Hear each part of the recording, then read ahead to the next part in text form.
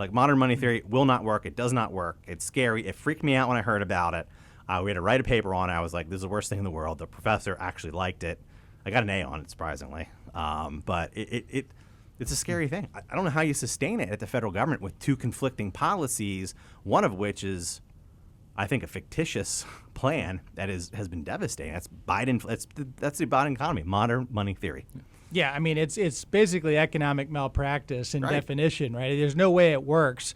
And, you see these ridiculous ideas from people like AOC saying we're just going to mint trillion-dollar coins and we're going to pay off the national debt that Right. way. I mean, it's essentially, that. And then your point on tax policy is exactly, I think, where they're headed as well. Now, a couple of different things on this outside of just the insanity of Right. the sheer idea. I mean, I always say D.C. is the land of make-believe, and this gives it all the more credence that it is the land of make-believe when you come up with ideas like that.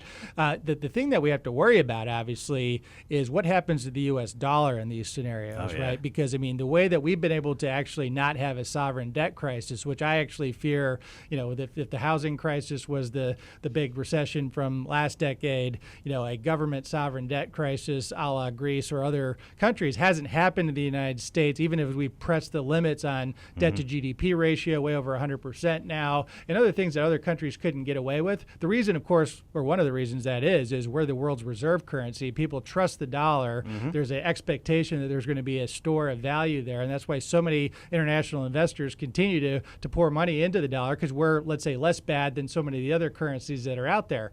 But, in a scenario where you have, let's say, a lot of adversaries in the United States, and the BRICS, for instance, held the summit to say, how do we dethrone the dollar? China and Russia don't really like having dollar-denominated international exchange where they have sanctions that take a major hit on those countries because things are denominated in a dollar world. What happens if that's not the case? Not only from a national security perspective, which is really scary these days, seeing what we're seeing around the world, but then what happens to all of our holdings in dollars? I mean, there's the rise of cryptocurrencies and Bitcoin and gold-denominated, backed things to say, hey, if we go to the extreme here on modern monetary theory and inflate and basically debase the dollar, I mean, talk about potentially a catastrophic outcome for the United States and anybody that holds dollar-denominated assets. I mean, that would be it right there. And the way that we would get to such a scenario is keep racking up the credit card, doing what we're doing. Debt will be, $40 or $50 trillion very quickly, continuing the pace that we're at. Right. And then we use this to debase the currency on modern monetary theory.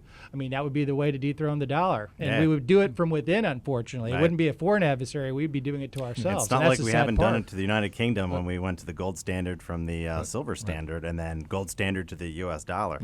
It's scary. Yeah, I want to be a little optimistic because I feel like modern monetary theory has cooled a little bit from where it was 2 years ago, because all of these folks were 2 years ago saying deficits don't matter, you deficit hawks, right. Like say this is going to lead to inflation, it won't, and then we ended up printing all this money. That's what fueled the federal right. spending when they had all this new money coming in. It was not money they were borrowing, it was not money they were raising in taxes, it was the Federal Reserve printing money to fund federal spending. And that clearly led to massive inflation, and people got that, and people woke up. I feel that has cooled a little bit the push for the modern monetary theory, but we have to continue vigilant on that. And I see President Biden, I see Senator Bob Casey saying, well, all this inflation is corporate greed. It's greedflation, shrinkflation, it's corporations. And you have to believe that. You have to believe, you know what, for 40 years, all these corporations got together and said, hey, let's keep inflation low. Let's keep our prices low. And then suddenly, you know what? Let's get Biden by raising prices across the board in every single sector of the economy. No, that's not what caused inflation. It was the monetary policy caused by federal spending. And I've written about this. It's the spending stupid. Right. It's the policies that are driving the cost of living up, and that has to stop. And we need to learn that lesson. And let's be honest. What's shrinkflation?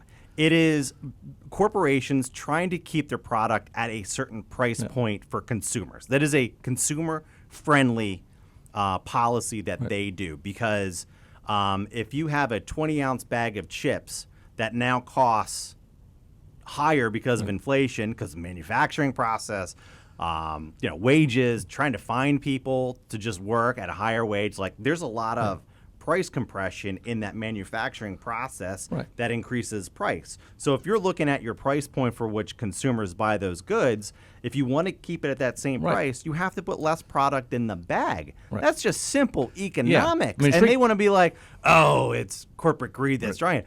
it's a pro-consumer policy, so they hit that little benchmark of where consumers are actually purchase that product and not say, I'm going to pass on that. Yeah, shrinkflation is inflation because your dollar is less valuable, so you're going to get less product for that dollar. That's simply what it is, and that's the result of the policies coming from the federal government. Right. On an optimistic note, because I am an optimist, I know I sound a little doom and gloom because of all these bad ideas we've been talking about here at the federal level. But, one thing that, if inflation is too many dollars chasing too few goods, right, the classic definition that you mentioned, there's another way out of this that nobody is really talking about, but there's a clear playbook that Reagan, led with, right? And that is the issue there is we need to basically either kill the economy through higher rates, which is the approach, the painful approach, and make, mortgages at, 8% now again, and small business lending, and one of the reasons why optimism is so low. Or you can take the Reagan, Volcker, Steve Forbes approach of let's enhance productivity in the United States. And how do you do that? Through the supply side way that was proven, by the way, when we had some of the highest tax rates in the world before Reagan, it cut them down to size and actually got the American economy moving again. We did it through a combination of deregulation, pro-energy policy, stopping this ridiculous war on energy that we face through ESG and some of the other tools that are out there. That is a deflationary measure that boosts productivity. But actually then the reverse of this, modern monetary theory, which is actually cut taxes on productivity and give people more of their own hard-earned dollars back, whether it's businesses or individuals, that's the way to do it. Extend the Trump tax cuts, stop this war on energy, and unleash American productivity. That's the way to tackle inflation. Right.